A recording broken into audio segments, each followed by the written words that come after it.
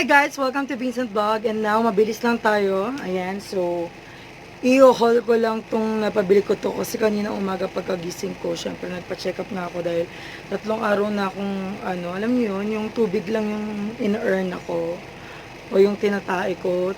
Parang hindi ako natutunawan guys. So, ayun, I decided na magpa-check ups and binigyan naman ako ng sabing biling gamot. Pero, alam niyo naman, sa history ng aking nanay nagda-dialysis, hindi rin kasi talaga ako mahilig uminom ng mga gamot na ganyan kasi takot nga ako. Kumbaga parang organic lang yung mga lang, sabing ganyan, uminom ko ng banaba juice, yung mga ganyan na eksena. So, ayan guys, anyways, mabalik tayo. Ayan, so kanina, galing ako ng Circle C dahil nakipag-meet up ako sa aking client kanina. Meron na naman tayong utong tao. Charing. Ay, hindi. Ayan, yung classmate ko nung college. Yan, nagkasama lang sa akin. Na, kaya sumama ako. So, after ko magpunta ng Circle C, punta kami ng Walter Mart. And, after namin mag-Walter Mart, nagpunta kami ng SM. So, ayun na nga guys. Mabilisan lang. Kasi alam niyo naman, si Bakla, ang daming lakad. So, ayan. So, kasama ko kanina. Alam mo na yon kung sino ka. Ayaw magpa-mention. Thank you so much sa pag-aya. So, ayun na nga guys. So, this one, ito yung una nating i-haul. Ayan. Bumili tayo ng sa Nature's Republic. Ayan, Nature's Republic. Gusto ko kasi ibang brand nila. Like yung setting spray. Pag nami-makeup, ubos na kasi. So, ayun kasi nakita ko lang to sa pinsan ko. Yun na yung ginamit ko. Which is maganda naman. Buksan na natin. So, ayun guys. Ayan. Bumili ako ng aloe vera 92% soothing gel mist. Mist siya na pwede siyang ito muna i-apply mo bago ka mag-makeup. And pwede naman after din ng makeup mo. Ito din i-apply mo para maging mas long lasting yung pag-apply mo dun sa makeup na yun guys. So ayun, ayan siya. Ito yung gel. This one is cost 275 pesos. Ayan.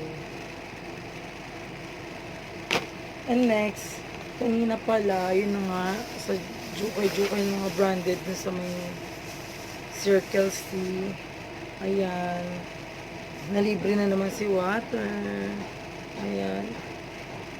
Old Navy na t-shirt. This one. This is 100 pesos lang guys. Murang-mura siya, tas branded pa siya. At ang maganda pa doon, nilibre na naman si Bakla. And also this one, yung lang siya na stripe, na ang tatak niya is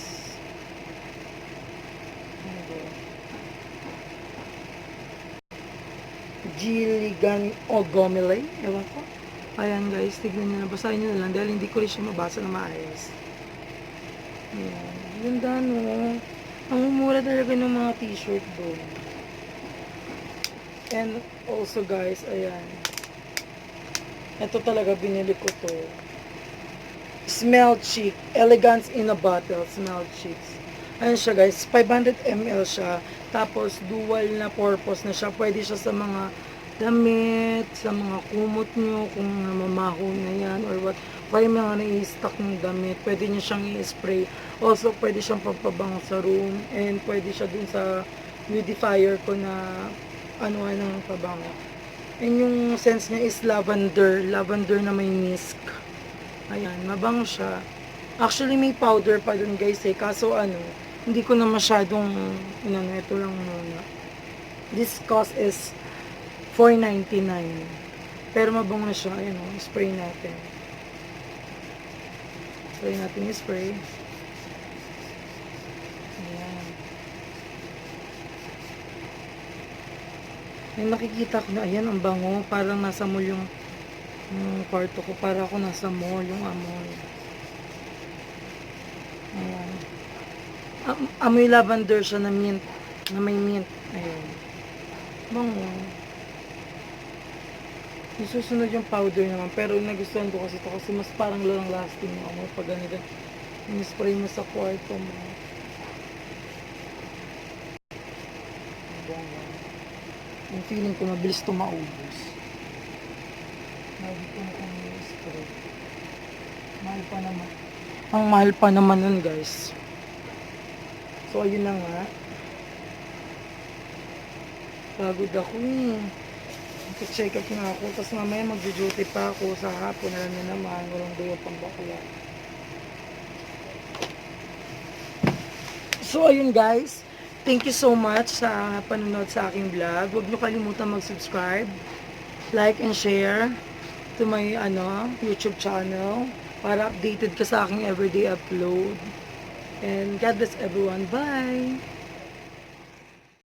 So yun na nga guys, pero pa pala, bumili pala ako sa Wawawi ng suklay para sa aking extension and wigs. Ayan, worth 75 pesos. Ayan, so yan, hinabol ko lang guys. Bye-bye!